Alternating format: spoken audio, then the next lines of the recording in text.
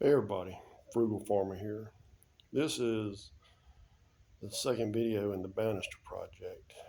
They wanted a M in the middle of the banisters because their last name is like a MC, like a McMillan, and the M, there was just too much space in between here, but I'm going to have black rebar going across as kind of a horizontal banister. And so then I decided to make the C. Well, I sent this to the customer, let them take a look at what the finished product would potentially look like without the rebar, and they decided against it. They didn't like it, and that's fine too.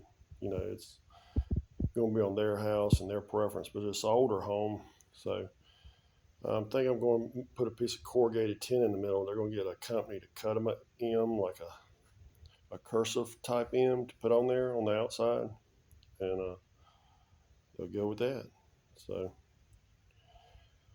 I've done what I can do, and I'll be finishing up the rest of the banisters here in the next couple of weeks. Thanks for stopping by. Come back again when you will. Share, comment, like, hit that subscribe button. God bless.